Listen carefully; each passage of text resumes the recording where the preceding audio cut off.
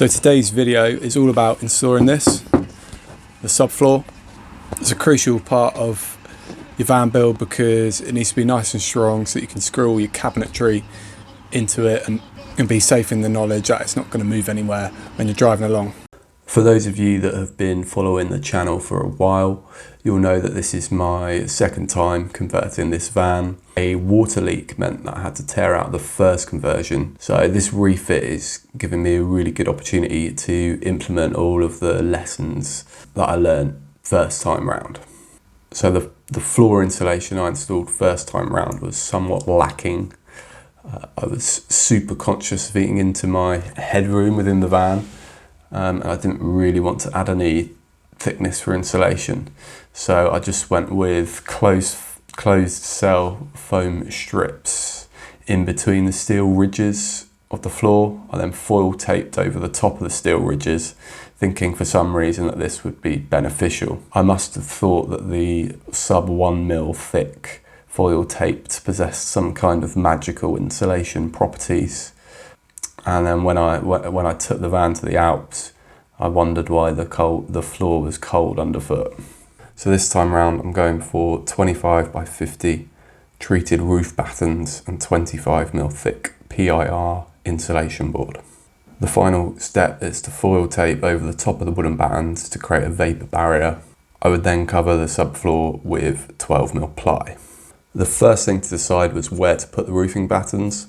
I opted to start at the back of the van and work my way forwards, putting the transverse battens in first.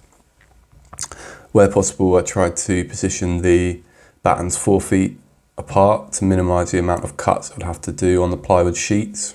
I plan to run 3 sheets of plywood going across the van. The overall length of the van is just over 3.5 metres. This would mean that I could leave 2 sheets of plywood at full width and then just have to trim down one of them. More on this later. I secured the roofing battens down using a combination of instant grab adhesive, Tech screws,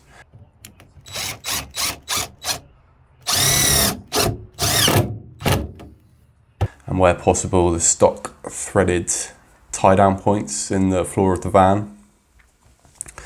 I didn't want loads of screws sticking out the underside of the van, so I lined the screws up with the main chassis boxes underneath the van, so that any screw tips went through into these and were essentially not visible when you look underneath the van. Where I was using the threaded tie-down points in the floor, I drilled through the battens and then used a flat drill bit to create a counterbore in the wooden batten. This would create a recess for the bolt head to sit in. If you don't plan on using these, I would still recommend sticking some bolts in them to avoid water ingress. Once all the transverse battens were in, I moved into the lengthways or longitudinal battens. To limit the number of screws I was putting through the floor of the van, I friction fitted these lengthways battens in between the transverse battens and just used a bit of instant grab adhesive to keep them in place. I positioned the longitudinals underneath where I plan to have all of the main pieces of furniture, i.e. the kitchen unit, the shower and the bench seat. I also added some extra battens where I plan to have any heavy items, such as the battery and the water tank. Positioning the battens in these locations would just give me a good amount of material to screw these items down into. So I'd have 12mm of ply, plus 25mm of roofing batten, plus if I put laminate flooring down, maybe 8mm of laminate flooring.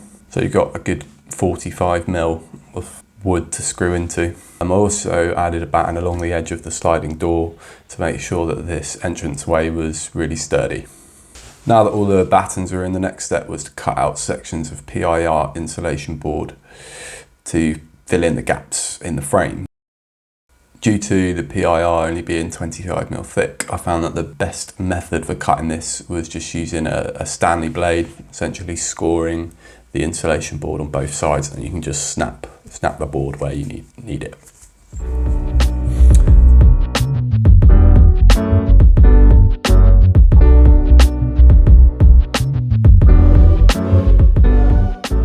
Once I'd got my insulation down and filled in all the gaps of the timber frame, the next step was to foil tape over the top of all the battens. This essentially creates or completes your vapor barrier for the floor.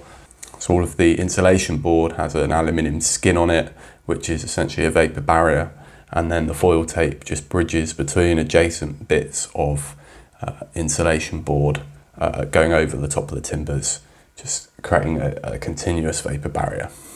So I taped over the top of all the battens. I used a 75mm wide foil tape, which was just about wide enough. If you can get hold of 100mm wide tape, I'd probably recommend using this. The final stage of the process is to put 12mm ply over the top of your battens and insulation. Again, for this I started at the back of the van and worked my way forward. In order to get the correct shape around the wheel arches, I started off basically creating a paper template. I used wallpaper lining paper, essentially squared up a sheet of this paper up to the battens that I'd laid on the floor, and then scribed in the wheel arch into the paper, and then transferred this onto a piece of ply,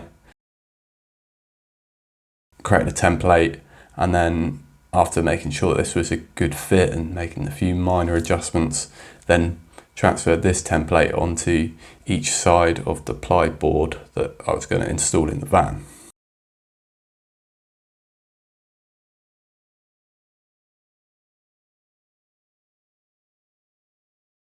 This is probably the most complex of the 3 sheets of ply that I put down. The other 2 were much more straightforward.